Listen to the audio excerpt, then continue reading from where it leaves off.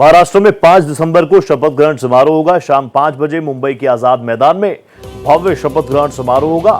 शपथ ग्रहण समारोह में प्रधानमंत्री भी आएंगे। अजीत पवार ने साफ कर दिया, बीजेपी से ही अगला सीएम है। सरकार गठन में हम बीजेपी के साथ हैं, एकनाथ शिंदे भी कह चुके हैं।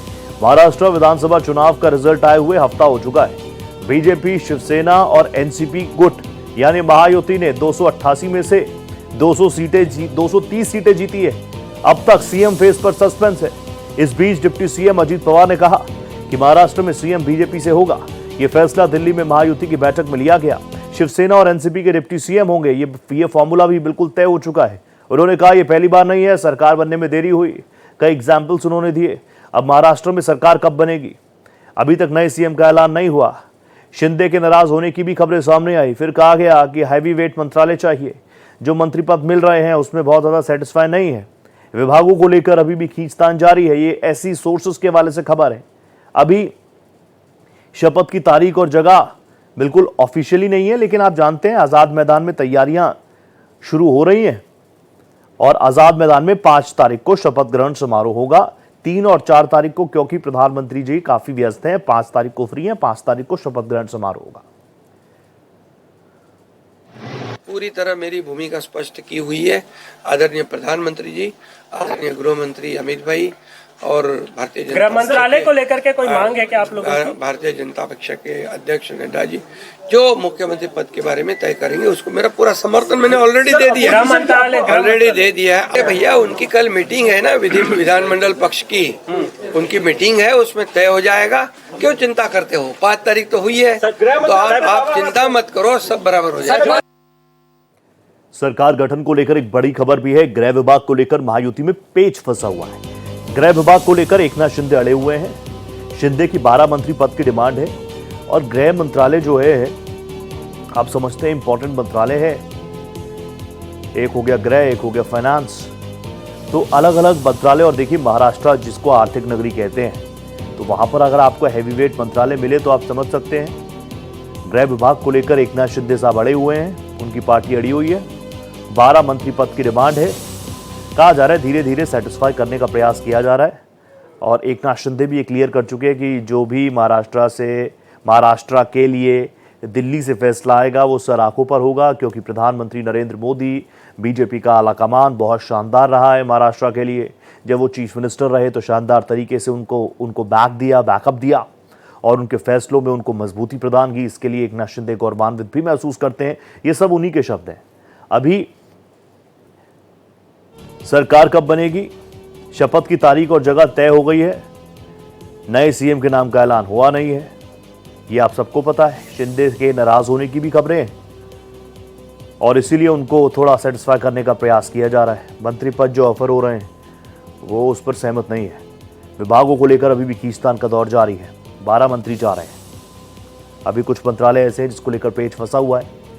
हालांकि बहुत ज़्यादा प्रॉब्लम है नहीं नंबर्स के हिसाब से, लेकिन भारतीय जनता पार्टी के ऊपर एक ये भी प्रेशर रहता है। ऐसे आरोप लगते हैं कि जिस गठबंधन के साथ रहते हैं उन्हीं साथियों को खोखला कर देते हैं। तो ऐसे में यहाँ से एक नज़ीर भी पेश करना चाह रही है भारतीय जनता पार्टी आने वाले चुनावों के लिए। विपक्ष पूछ रहा है अब तक दावा क्यों नहीं दिया। 8 दिन हो गए, विधायक दल के नेता नहीं आए। आदित्य ठाकरे कहते हैं कि अगर हमारे साथ ऐसा होता तो अब तक राज्यपाल जी का शासन लग जाता। उद्धव ठाकरे, मल्लिकार्जुन खड़गे सवाल पूछ रहे हैं। अजीत प्रताप सिंह मेरे साथ जुड़ चुके हैं। अजीत जी, प्रॉब्लम कहां है? Number game Bharatiya Janata party के पास, क्लियर मैंडेट महायुति के पास। बहुत ज्यादा प्रॉब्लम, कंफ्यूजन ऐसे नजर नहीं आती। कई एक्सपर्ट्स कह रहे हैं कि अब तक नाम का सामने ना आ पाना ये बता रहा है कि भारतीय जनता पार्टी अभी कहीं ना कहीं द्वंद्व चल रहा है। क्या प्रॉब्लम्स लग रही हैं आपको? देखिए रोहित, जिस तरह का महाराष्ट्र में रिजल्ट आया है, ये रिजल्ट तीनों पार्टियों ने और न सिर्फ यही महायुति ने बल्कि महाविकास आघाड़ी ने भी नहीं सोचा था कि इस तरह का महाराष्ट्र का रिजल्ट आएगा। और चूंकि पहले से ये तय नहीं था कि आखिर चुनाव के बाद आखिर कौन मुख्यमंत्री बनेगा, किस तरह से सीटें आपस में या मंत्री किस तरह से बनेंगे, ये कोई फार्मूला पहले से तय नहीं था। लेकिन जिस तरह के नतीजे आए और ख़ास करके 130+ सीट बीजेपी की है, 55-56 शिंदे गुट की सीटें हैं, शिवसेना की 40 के लगभग अजीत पवार की पार्टी की सीटें हैं। तो इतनी सीटों की उम्मीद ना महायुति ने किया था और ना ही महाविकास आघाड़ी की तरफ से ये था कि उनकी तीनों की जो संयुक्त संख्या है वो 50 से कम होगी या 50 के बराबर होगी। अब सबसे बड़ा ये सवाल है कि चूंकि मुख्यमंत्री को लेकर चर्चाएं साफ हो चुकी हैं, अजीत पवार भी साफ कर चुके हैं कि बीजेपी का होगा मुख्यमंत्री, और शिंदे भी कह चुके हैं कि नहीं, हम बीजेपी जिसे भी मुख्यमंत्री बनाएगी उसका पूरा समर्थन देंगे, कहीं कोई दिक्कत नहीं है। लेकिन जो पेच फंसा है वो मंत्रालय को लेकर फंसा है। और जहाँ तक शिंदे गुट की बात करें तो शिंदे गुट का यही कहना है कि जो पिछली सरकार में जो मंत्रालय थे शिंदे गुट के पास, वो इस बार भी शिंदे गुट के पास, चूँकि अब उनका मुख्यमंत्री नहीं रहेगा, लेकिन उसके बावजूद जो मंत्रालय थे वो मंत्रालय वापस चाहते हैं। उसमें दो मंत्रालय में पेच फंसा हुआ है, पहला मंत्रालय गृह मंत्रालय, दूसरा शहरी विकास। ये दो मंत्रालय हैं जिसकी मतलब रिजिड है शिंदे गुट, जो मांग रहा है कि नहीं ये हमें चाहिए।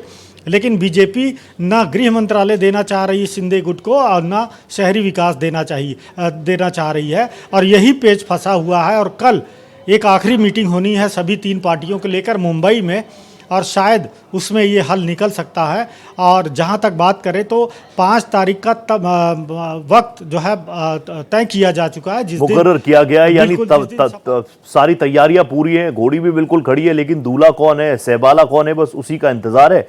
कल की मीटिंग पर सबकी नजर है। बहुत धन्यवाद अजीत प्रताप सिंह।